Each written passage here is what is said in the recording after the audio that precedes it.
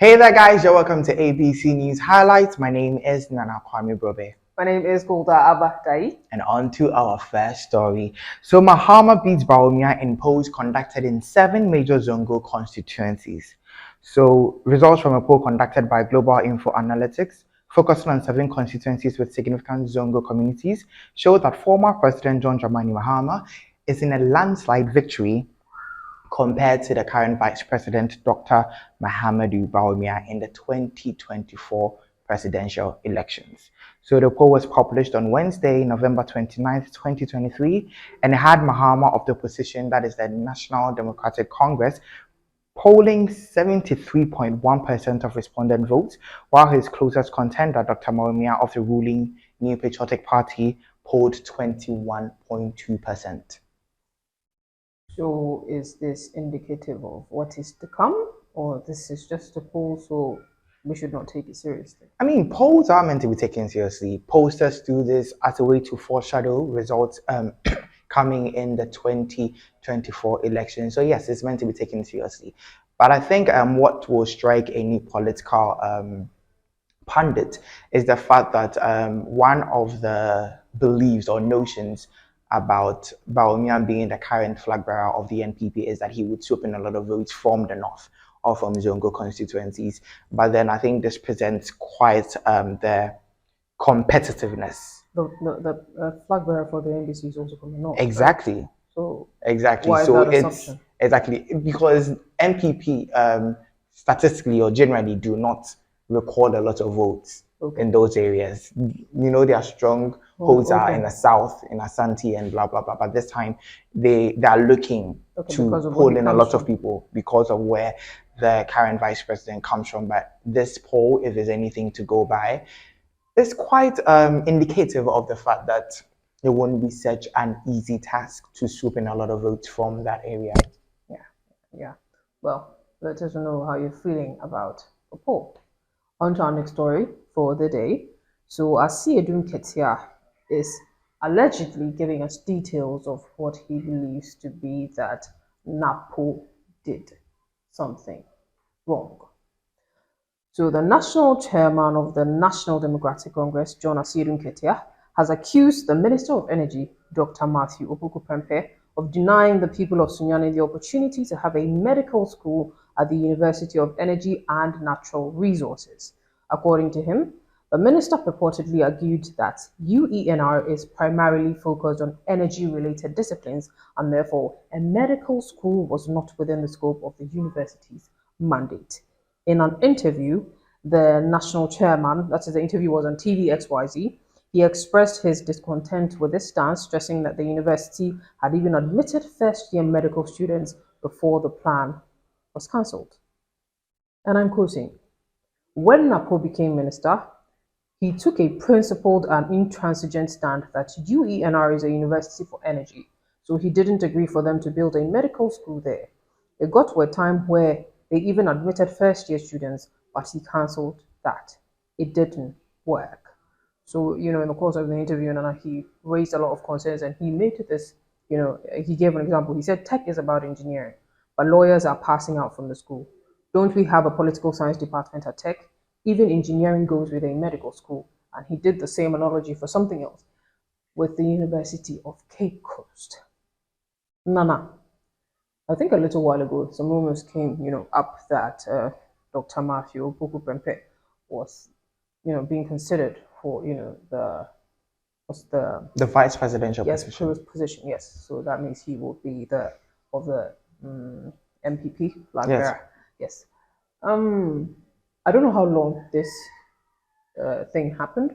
Question: why is it that this is now coming out after he's, supposedly being considered for that position? If something like that had happened a while ago, is it that in that moment he couldn't talk about it and now is the right time?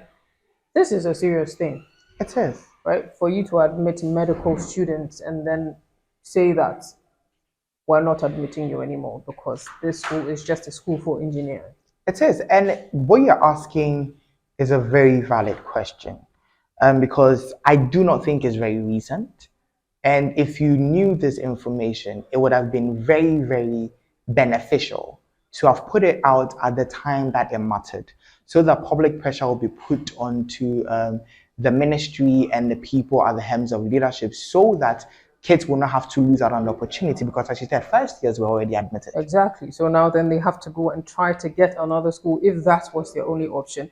And honestly, I would also like to know if this is true. I would like to hear that Dr. Matthew Puku Pempe will give us a reason why he decided that medical school is not needed in a school of engineering. Yes, we Is there a would. justifiable reason that okay will make us understand that okay that was the best choice?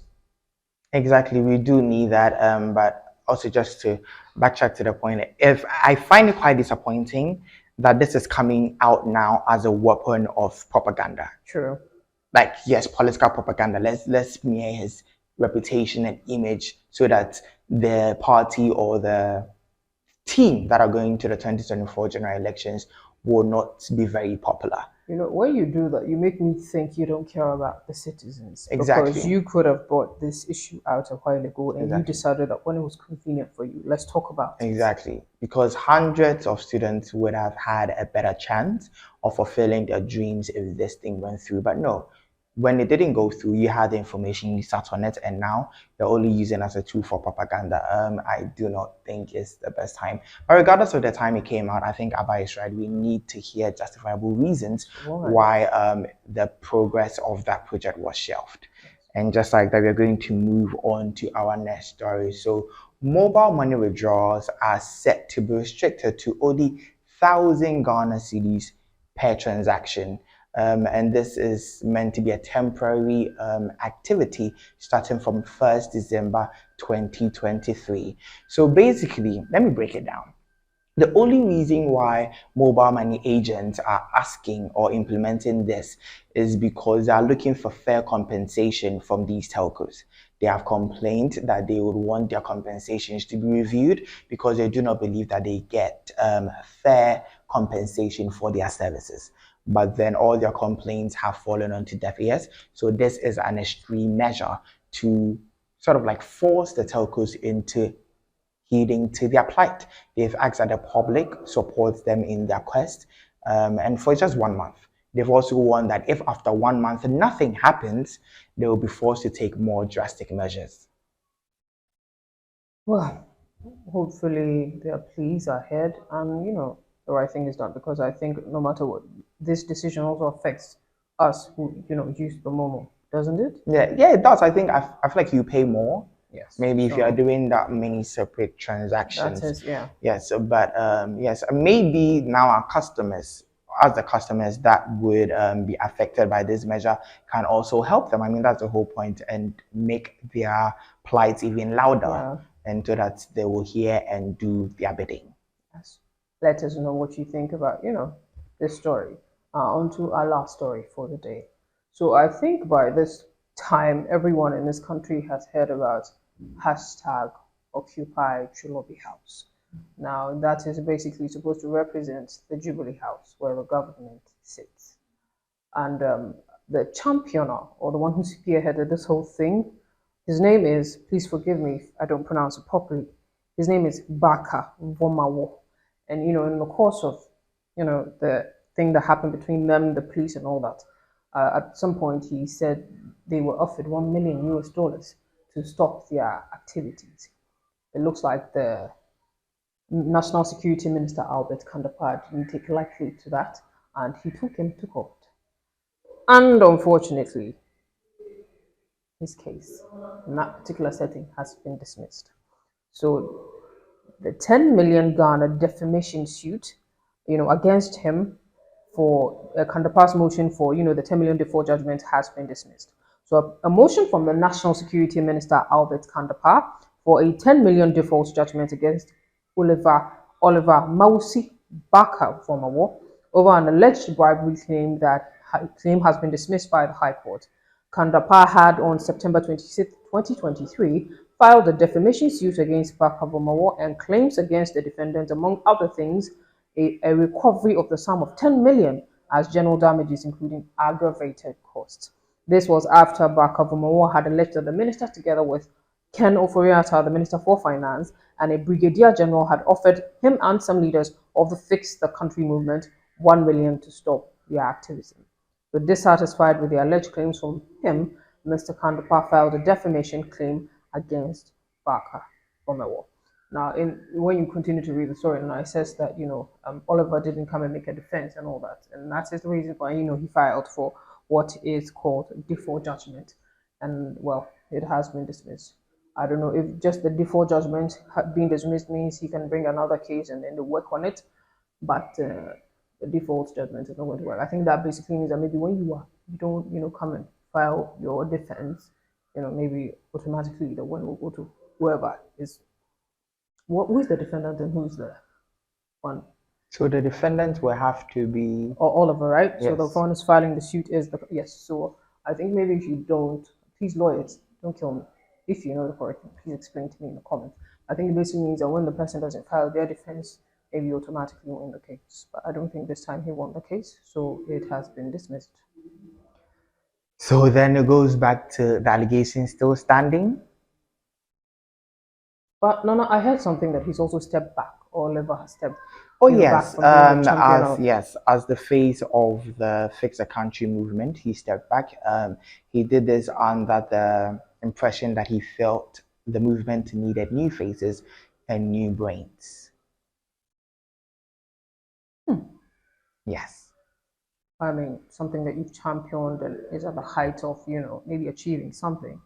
It needs new faces, or At a point, I think it did. okay.